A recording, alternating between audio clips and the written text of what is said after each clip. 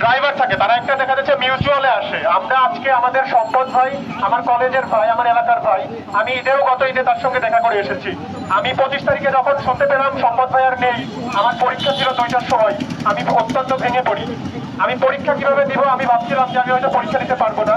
তারপরে আমি কোনো মতো পরীক্ষাটা ম্যানেজ করি এবং পরবর্তীতে ঢাকা মেডিকেলে চলে যায়। তো এই যে দুর্ঘটনাগুলো হচ্ছে এবং এই দুর্ঘটনাগুলোর মাধ্যমে পরে গিয়ে দেখা যাচ্ছে ড্রাইভার এবং মালিক পক্ষ তারা মিউচুয়াল করছে এবং নিজেদের মধ্যে টাকা পয়সার আদান প্রদানের মাধ্যমে তারা এই ঘটনাগুলোকে ধামাচাপা দিচ্ছে বা ভুলে যাচ্ছে।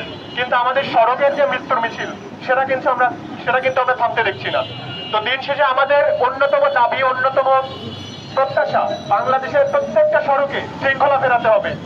বর্তমান অন্তর্বর্তীকালীন সরকার দায়িত্ব নেওয়ার পর থেকে আমি বলছি না তাদের কারণে এই দুর্ঘটনাগুলো ঘটেছে, কিন্তু সড়কে শৃঙ্খলা ফেরানোর জন্য তাদের যে পদক্ষেপগুলো নেওয়া উচিত ছিল তারা কি সেরকম দৃশ্যমান কোনো পদক্ষেপ নিয়েছে কিনা। গত রমজান ঈদে বলা হয়েছে যে বাংলাদেশে অতিমাত্রায় সড়ক দুর্ঘটনা যে পূর্বে ছিল সেগুলো কমে এসেছে। হ্যাঁ, আমরা দেখেছি গত রমজানের ঈদে মানুষ নিরাপদে তাদের বাড়িতে বা কর্মস্থলে ফিরতে পেরেছে। সড়কে দুর্ঘটনা তুলনামূলক কম ছিল, কিন্তু সারা বছর ব্যাপী যে দুর্ঘটনাগুলো হচ্ছে সেই ঘটনাগুলো নিয়ন্ত্রণে, সেই দুর্ঘটনাগুলোতে যারা দায়ী সেগুলো সুষ্ঠু তদন্তের মাধ্যমে খুঁজে পেতে বা আসামি বা যারা ক্ষতিগ্রস্ত হচ্ছে তাদের ক্ষতিপূরণের ব্যাপারে রাষ্ট্র কি ব্যবস্থা নিচ্ছে আমরা কিন্তু এখনো জানি না। দেখা যাচ্ছে কোনো সময় 50,000 1 লাখ টাকা দিয়ে আপনি এটা মিউচুয়াল করতে দেখছেন।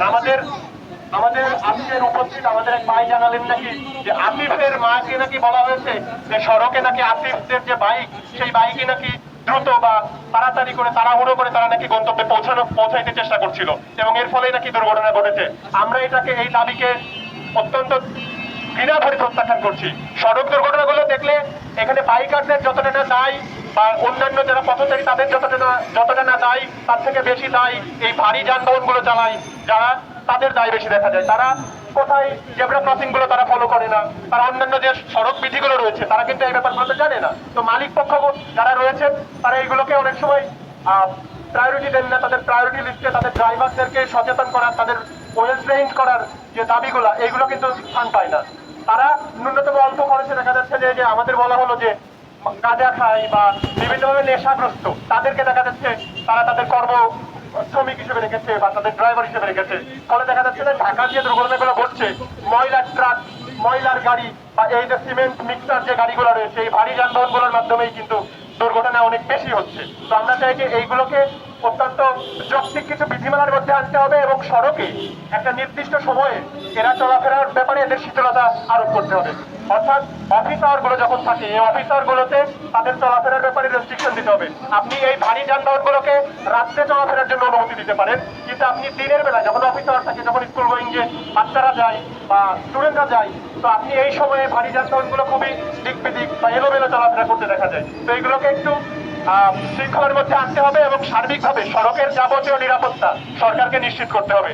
আমরা যদি এখান থেকে ব্যর্থ হই তাহলে আমাদের মতো এই যে পরিবারগুলো আজকে সবকিছু হারিয়ে আজকে যারা সর্বশান্ত হচ্ছে, একটা বাবা মেয়ের স্বপ্ন আজকেই ভেঙে যাচ্ছে, এটা কিন্তু দায় রাষ্ট্র এড়াতে পারবে না। হয়তো আপনারা এখন সাময়িকভাবে এড়িয়ে যাচ্ছেন, কিন্তু এর ক্ষতি আপনাদেরকে আজীবন কিন্তু বহন করতে হবে, রাষ্ট্রকে বহন করতে হবে।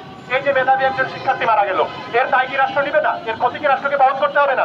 অবশ্যই রাষ্ট্রকে বহন করতে হবে। আমরা চাই রাষ্ট্র এই ব্যাপারে তার উপযুক্ত নজর দিক এবং এই ঘটনাগুলো যেন কমিয়ে আনা যায় তার ব্যাপারে যৌক্তিক ব্যবস্থা নিক। ধন্যবাদ সবাইকে।